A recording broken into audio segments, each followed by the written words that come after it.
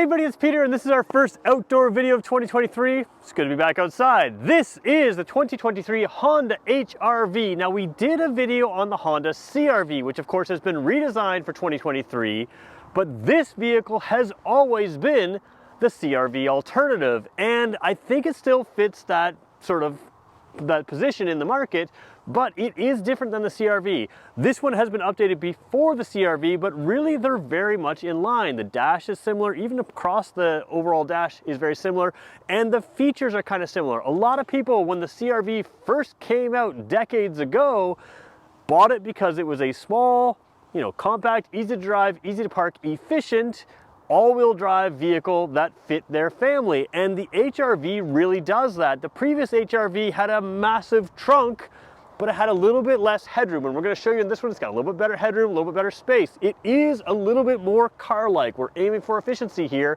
However, this one has a 2-liter engine, and the new CR-V has a 1.5-liter turbo engine. So this actually has a bigger engine in a smaller car, but not turbocharged. It also has a little bit less torque than horsepower, which is something that people might be concerned about, but in the modern automotive world, a CVT transmission can have a very wide gear ratio, and that means that torque can be multiplied through your transmission, and although a lot of people don't like CVTs, it's pretty much standard in the class now, and this gives you great fuel efficiency as well. So this is a really class competitive car, class competitive SUV, that again fills the notch for when that CR-V, the one problem I had with it, is it started to get a little bit expensive.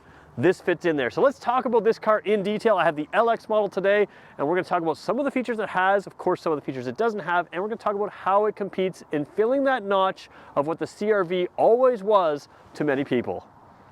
So let's start out front here, and we'll talk about this front face. First of all, this does not look like a CR-V, and if you are wanting something that does look like the CR-V, well, first of all, like I said, for 2023, the CR-V has evolved as well, and it doesn't look like the previous CR-V as well. But this is a look that some people are going to like, some people aren't going to like. What I like about this is even in this LX trim line, which is a fairly low trim line, you still have LED lights and you have all of Honda's main safety features. And the key one here is a little camera up front. That camera can look through here and it can allow it to see lane markers. That keeps it, gives you lane departure warning, which is a great thing, but it also gives you lane keeping assist, which is exactly that. It can help steer the car to keep it centered in the lane. It gives you a forward collision avoidance system, and any modern car that needs to get great results on a crash test nowadays has to avoid crashes, and that's what that camera does. So it allows you to, it's not something you should ever test, but it is capable of seeing things in front of you and capable of stopping. Doesn't mean it always will, but it's capable of doing that. So if you're not paying attention, this could avoid a collision altogether, or at the very least, minimize a collision, and that comes standard on this car in the LX model. It also has a smart cruise control, which we'll talk about as we get in. A lot of features here. We're gonna talk about blind spot safety as well when we get into the car, but let's first go right to the back of the vehicle. We're gonna look at trunk space, we're gonna look at rear seat space, and then we're gonna jump inside the driver's environment, and we're gonna talk about the technology, the features, and the comfort of this vehicle. So I talked about styling at the front here. Obviously placing the vehicle in that sort of edge of the camera can kind of skew that view a little bit, make it look a little longer. It is an interesting car to photograph because I feel like it doesn't show up as well in photographs as it does in person. When you get in here and see the little details here, you can see a little bit of that Acura influence in this vehicle, but obviously the shape, again, not something that photographs well, looks probably to me more handsome in person, but that's just what it is. All right, open up the trunk here, the LX model, no powered tailgate or anything else. I'm about 6 feet tall. I do obviously easily clear here, but it's not so high that you couldn't reach it. It's got a handle down here, so you don't have to reach across to the top, which is good stuff. A little bit of underfloor storage space here. We can show you that a little bit closer when we get in here.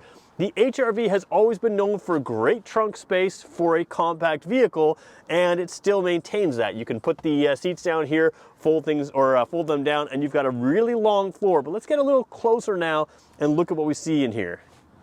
So taking a look here, you have a little bit of ability to flip up the floor here. It is a very, very thin, flimsy floor, and that's okay. That gives you access to underfloor storage. It is fully supported by the styrofoam underneath here, and there's a little bit more there, as well as a jack in there. I believe there's not a whole lot underneath here. Oh, there is. There's a excuse me, there's a spare tire underneath there as well. So you do have a spare tire underneath there if you wanted to keep things like long-term, just some towels or whatever, maybe some gym clothes, you can use that. But in this area, you do have a couple little areas here. And again, this styrofoam is necessary because it's really what supports that fairly thin floor. You do have tie downs, you can't see them. There's one here, one there, over here. And of course you can use the tether straps as well. If you had a lot of stuff in there, you could tie things down. There's some more tie downs here on the floor over there. So you have tie downs here. What you don't see is a light on either side, which is an LED white light. And then you have a 12-volt port over here on this right side here. So again, good trunk space. When you fold those seats down, you have tons of space. It's a 60-40 split, child tethers on the outside positions only. And that's probably, you know, par for the class out here, pretty normal stuff. Let's take a look at the rear seat now before we move to the front seat. All right, so on the HR-V, we have one thing that irritates me that never irritated me until I saw the 2023 Honda CR-V. This door does not open 90 degrees. It opens the same as every other door in every other car in its class, but the CR-V opens 90 degrees, which gives you a little bit more space. Now, this is a smaller vehicle here, but you can see I'm about 6 feet tall. I've got plenty of room. This chair in front of me is set up for me as if I'm driving, and I've got tons of room here. The seat is a little bit low for me, but that's, again, pretty standard for the class. If I sort of spread my legs and relax, it's on the seat there. Headroom was the concern of the HR-V in the past. The rear seat headroom for someone my size was not good. Now, I've got an entire fist worth of space above my head. Back here, you can't see everything from there. No pocket in the driver's side. There is a pocket on the passenger side. I don't know why they do that. Just give them both now. It used to be that we had a map book, M-A-P, not M-A-C, map book that you could put over on this side here. We've got Apple CarPlay and Android Auto in there. You've got navigation through those. You're not putting a map book. It's not for the driver. This is for your rear seat passengers now. So I'd like to see a pocket on both sides. It doesn't have it. Down here being the LX model, just a little space here. No vents in the center console. Of course, there are vents underneath the seat. No ports back here as well. No armrest as well. But again, it fits the bill. It's just a rear seat. Honda doesn't overdo it in their rear seats here, and that is what it is. They do spend their money up front though, and again, this is an LX trim, so you can get things in back here as you move up. Let's look at the front now though, because that's really where this car excels. Okay, I lied just a little bit. Before I go inside, I want to talk about the blind spot detection and the rear cross traffic alert. And the reason I'm doing that is because once we get in, it has a nice little feature for the rear cross traffic alert that is a little different than some other cars. So first of all, blind spot detection, rear cross traffic alert. Both of those use a radar system back here that can see stuff behind you. So again, for a blind spot detection, if I'm in the driver's blind spot, the mirror will warn you with a little orange light or so, and then it's basically this radar is seeing me as a vehicle. What I like is when you throw the car in reverse, it continues to use that same radar plate. So imagine that my hand is a minivan. There is no possible way that that driver can see me over here. And that's where this rear cross traffic alert comes in play, because that radar system, as soon as it's clear of this minivan behind me, that radar system there allows it to see me, and it can warn you of people walking across your path. It can warn you of people driving across your path. And in some cars, it's capable of braking. To be honest, I didn't look up if this car is capable of braking, but it will absolutely warn you that someone's crossing your path. And to me, more than blind spot detection, the rear cross traffic alert is the best use of that technology. And the reason I point that out is we'll get to when we come inside. So let's jump inside here, just show you that little, can't really see it there, but this would be an orange light up there to warn you of that. But let's talk about it as we get in. All right, keys are inside the car. I'll show you them as soon as we get in. If I was to tap there, that little button, that little rippled area, that would allow me to jump in the car, but of course, they're already in there. Let's just grab those keys for a second so I can show them to you. All right, here's what the key looks like. It is a typical Honda key. Lock, unlock, hold that for remote start, and this is a little misleading. That is not a trunk pop button because it's not a powered trunk on this model. What that is though is allows you to just unlock just the trunk. Typical Honda key, not too big. We're gonna throw it in our pocket here and keep going. Now this is an LX model. There will be higher trims than this, but this is a pretty good stuff. Soft touch here, same as in the backside. This is also a little bit soft touch here, but you do have harder plastic there. So all your touch points in this car, even on the lower trim line, are soft, and they blend that with the harder plastics, which I think is just fine. All right, we're gonna go fully wide angle here for a second here.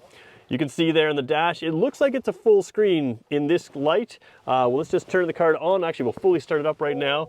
And you can see that it is, well, maybe you can't see that it's actually not a full screen. Let's turn the radio down here. All right. Got some good country music playing there. All right. So what you have here is this over to here is a screen. That is the exact same as the Honda CR-V. Now I am going to do my seatbelt up there. You can see in the left side there, it warns me that my seat is occupied but not buckled, and now of course it is buckled, so it kind of changes to the green there. I really like this screen. Let's just zoom right in there. We're going to cycle through some of the features in here. Excuse the dirt, it looks terrible here. I just sort of dusted it off. It looks way worse than it does in person. But let's just cycle through the home screen here. All-wheel drive torque distribution. This is showing you the torque on each wheel in a little bar graph, so you can actually see your all-wheel drive working in real time. There's a whole bunch of features in here. Driver attention warning, speed and time, range and fuel, different other warnings, gauge display settings, you can set that, overall settings, brightness of the display. You can have no content inside your tachometer here if you wanted to. You can have your safety support, which gives you a bunch of your safety system type stuff, maintenance, and then that seatbelt like we had. We're just going to leave it right there, the all-wheel drive torque distribution for now. So that has it like that. So again, a lot of options in here. I think probably most people in the summer, actually maybe we'll just switch this down. Oh boy, we can't read it all. Let's zoom in there. Let's go back to maybe speed and time, range and fuel. We'll go fuel efficiency. So we'll just keep it on there. Oh, safety support. We'll just keep it in safety support. There we go. Safety support tells you all your different things. So that's kind of a fun thing as well. All right. So that is, whoops, I'm trying to go back here. That is what we have for the dash here. Excuse my lack of focus. There we go. So you always have your digital speedometer in there, but you have a whole bunch of information you can customize over there, and you always have an analog speedometer over there, which can be customized as well. All very good stuff. Coming down, this is an LX model. So the LX model does not have a leather wrapped wheel. This is a traditional kind of urethane kind of wheel. Feels grippy, feels fine. The big thing you need to know is if it's not leather, it's also not going to be a heated steering wheel, which is something that you can get in this class and probably in this car. I just haven't checked the higher trim lines. What you do have here is that safety system. So there's your cruise control. There's your lane keeping assist. Again, this can see lane markers through a camera up behind the mirror here. It can see those lane markers left and right there, and it can help keep you centered in the lane as well as warning you. So you have that. That's pretty standard in this class now, at least as an option on most cars, but it's not necessarily standard all the time. So when I say standard in the class, it's available in the class, but not necessarily standard.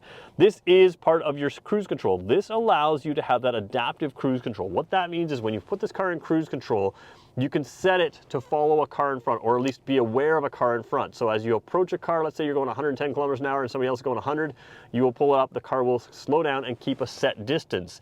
How much of a set distance? Well, that's what this does. It sort of artificially places 1, 2, 3, or 4 different buttons in front that allows you to keep a sort of a preset timed distance from that car in front. So if I wanted to be this far away from that car, that would be sort of a further setting, and I could bring it closer, that kind of thing. Hard to explain, simple to use. It just makes a long drive way nicer.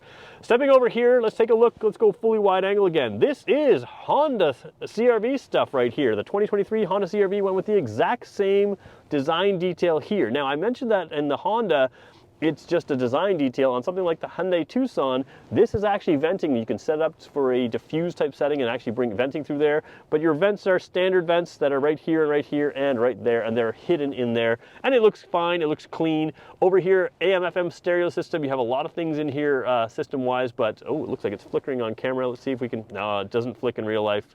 Hard to show you there, but yeah, there we go.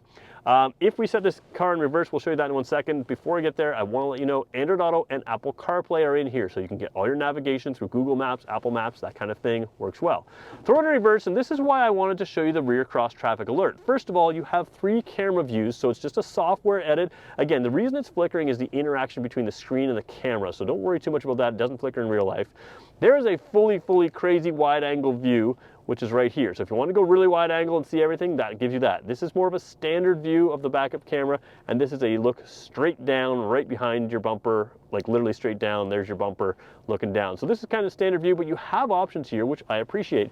This is that rear cross traffic alert. It can warn you, you can turn it on and off right there. So if you're backing up and you're hearing noises that you don't want to hear or something like that, you can just turn it off right from your backup camera, which is conveniently located. So just something I wanted to show you because it does have that button there, and that's what that does. It turns off that rear cross traffic alert.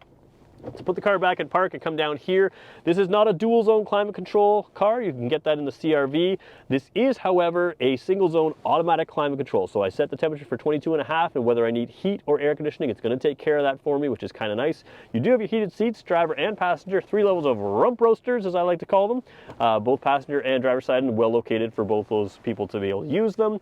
And then again, simple controls, just dials in here, push it for on and off, but everything else is just dials. Your rear defrost also is your wing mirror defrost, so your mirror defrost, which is kind of nice there as well. You can see that most cars, that's the case. Rear defrost is your mirror defrost, but in Honda it's labeled, which is kind of nice. A couple things I like, a couple things I don't like. USB down here to charge your phone. On this trim line, this looks a little dirty too. This is hard plastic. It is a little tiny bit rubbery, but it is a little bit slippery for your phone. So I'd like it to be a little bit better. Of course, you can go to the dollar store and get a little bit of rubber black padding in there that actually works just perfectly to give it a little bit more grip. But, you know, I'd like to see that from the manufacturer. 2 cup holders right there. It is a CVT transmission. That is something that some people don't like. What you have to realize is older CVTs were not reliable. Newer CVTs, as long as you're not towing or anything really heavy, totally fine. CVTs are fantastic for fuel efficiency, and that's why they use them. So it works like a normal transmission, feels kind of normal as well, but it is very good for fuel efficiency. And like I said, as long as you're not carrying heavy weight, reliability issues really aren't a thing anymore. You do have drive modes down here that can change your shift points. It can change the way the car behaves. It can change the way the throttle feels, and there are only 3. So let's just quickly show you them in the dash right now. Ooh, I say only 3. That's not too rare for the class. So Econ, Snow, and oh, that's, see, you can't cycle through in a circle here. So you've got a cool little display on the left side there. So back up to Econ, back up to normal. So Econ, of course, economical. Now, one thing to keep in mind is if you have it in economy, you may find it feels sluggish off the line. If you are an aggressive driver, likes to have a little more power to you, you probably want to put it in normal.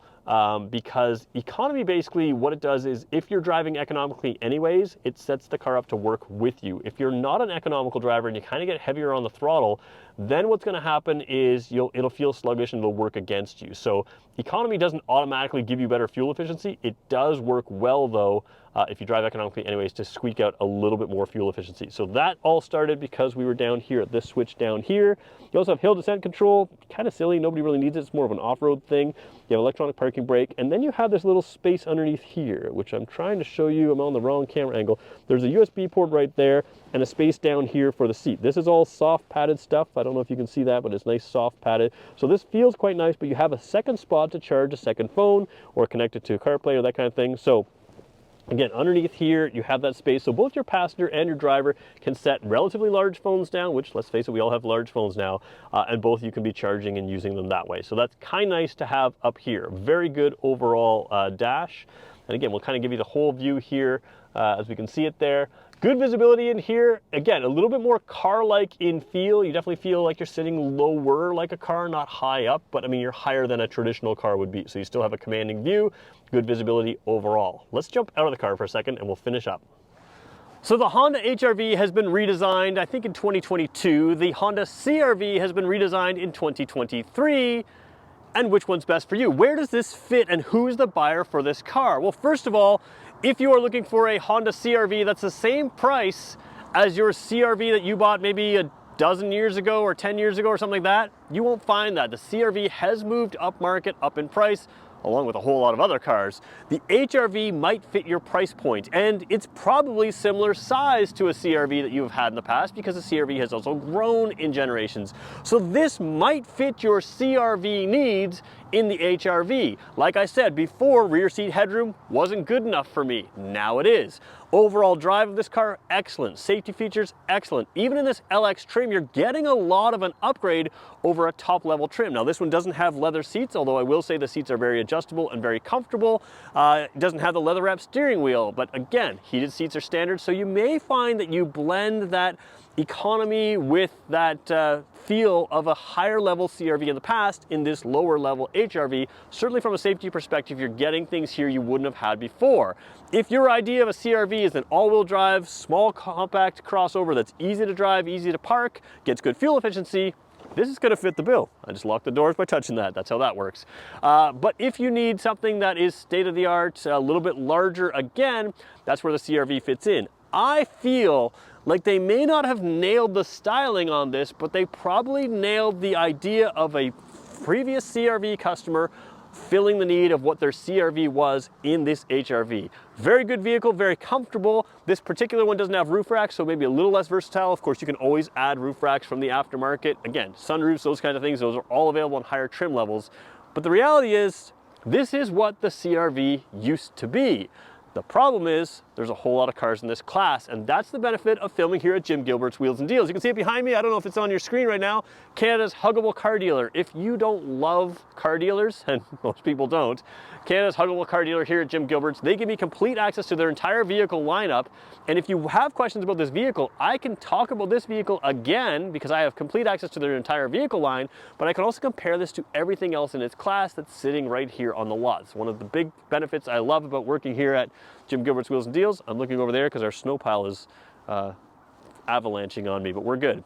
Anyways, Jim Gilbert's Wheels and Deals gives me complete access. If you want to know more about this car, make sure you subscribe. If you want to compare this car to other cars in this class, this is a great place to do that as well because we have it. It's a 2023 model. There's all sorts of other very new or nearly new vehicles sitting right next to it that you can compare it to. And if you've had a previous CRV in the past and you're finding the new CRV is maybe getting a little expensive, well, why not try this? You want to compare it to a 2023 CRV, we've got it here. Compare it to previous model CRVs, we've got them here, including a whole bunch of other vehicles in this class. So, there's the Honda HRV. Let me know what you think. Let me know if you have one. Feel free to fill the comment section. Let's create a little dialogue of what this HRV is all about. And we'll catch you in the next video. Thanks for watching.